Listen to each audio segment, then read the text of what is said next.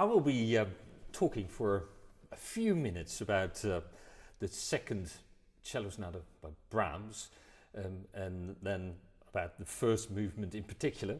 The occasion is an article in Strad magazine. They have this wonderful series, Masterclass, where musicians talk about very well-known great pieces of music and about interpretational issues that arise when you try to perform or practice them.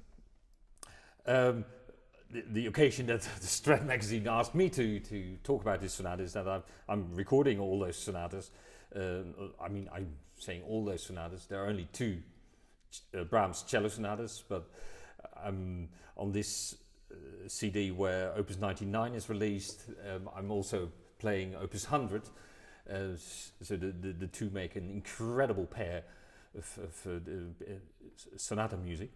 But now it's about this first movement, awesome, powerful, great, heroic movement from the second cello sonata.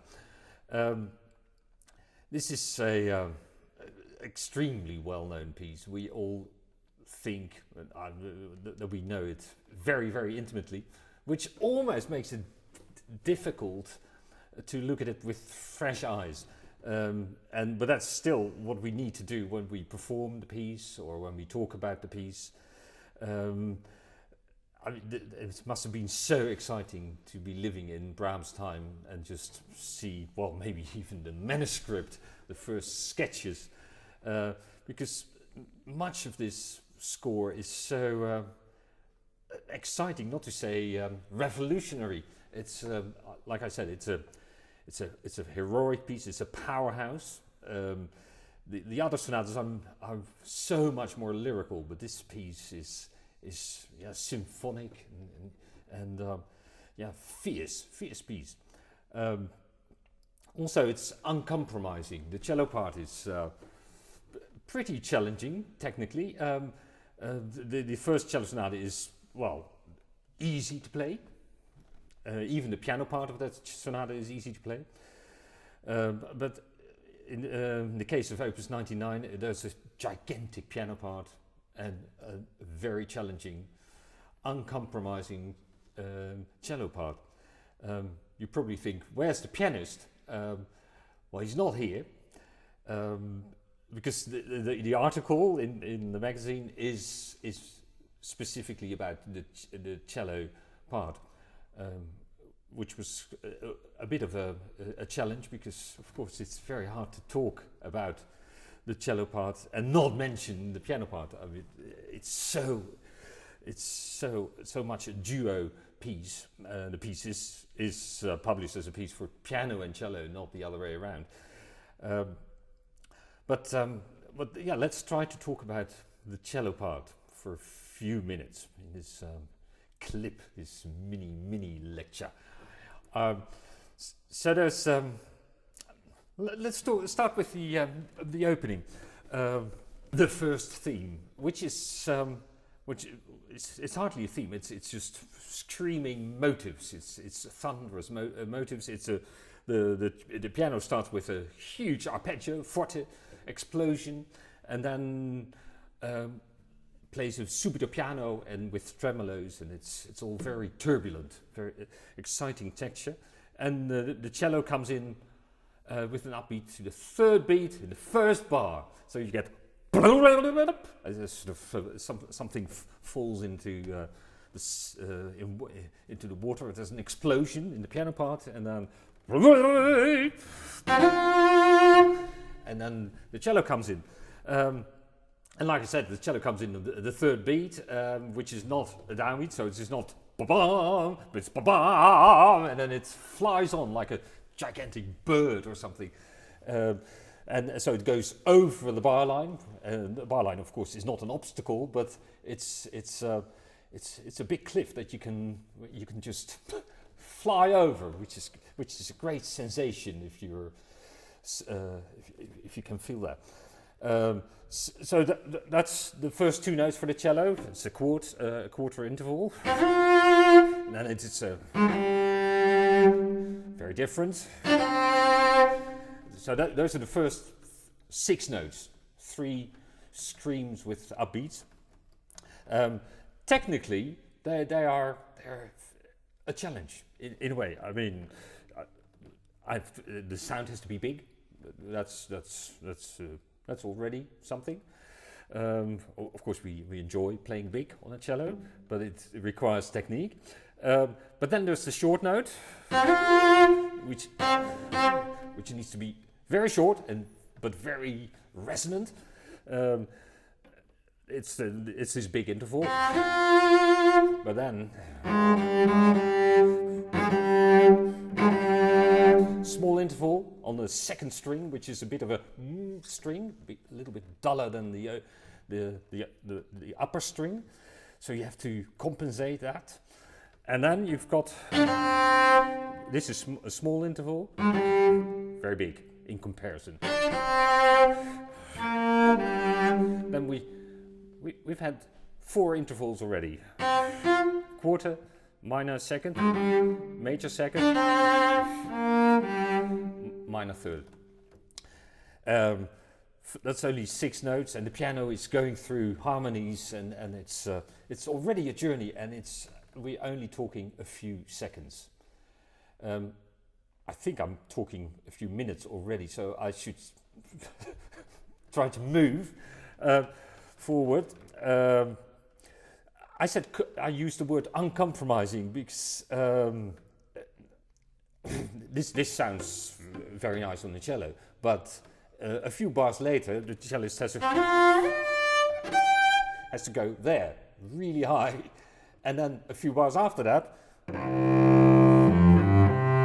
you've got the lowest note on the cello. So the scope, the range is 3.5 octaves, over 3.5 octaves, which is what the cello is good at. But he doesn't use that so much in the first sonata, and this makes the piece so enormous. So heroic opening, and then you would expect the second theme in a sonata form to be a lyrical theme, but no, not in this piece. It's so it's this is again very very powerful, but very proud. The other one, there's turbulence and there's panic and there's fear, but there's also a sort of a over courageous sensation there. But this is firm, and but then you get all kinds of fantastic moments where the piano plays in different rhythms. It's 3 against 2, 4 against 3, and it's all nicely complicated but dense. And then in this exposition, so first theme, second theme, and then a few other moments. A famous moment is this one.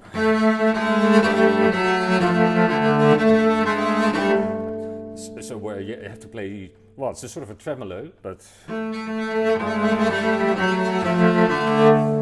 so when you're a child and you play the cello, this is big.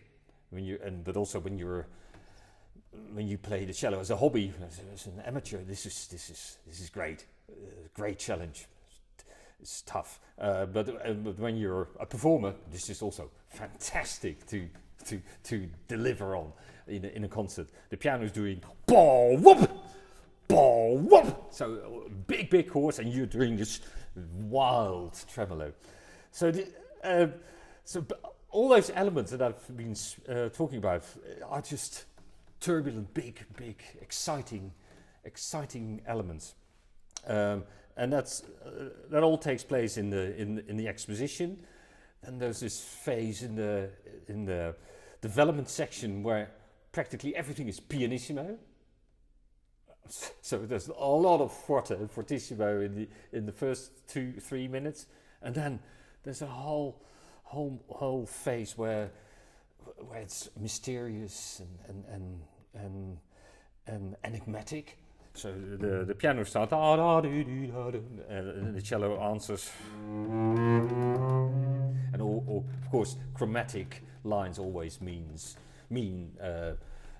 enigma, mean mystery, magic. And the end of this lyrical pianissimo phase, there are these, again, the tremolos, and we cellists are in awe of these bars, where endless bars of tremolos come. It starts with an explosion, so there's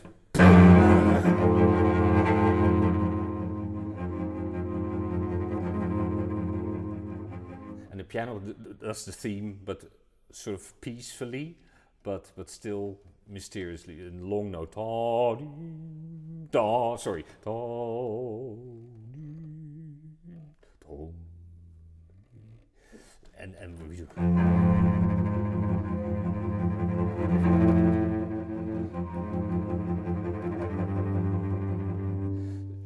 And well, I should do research, because I mean those tremolos, they must come from somewhere.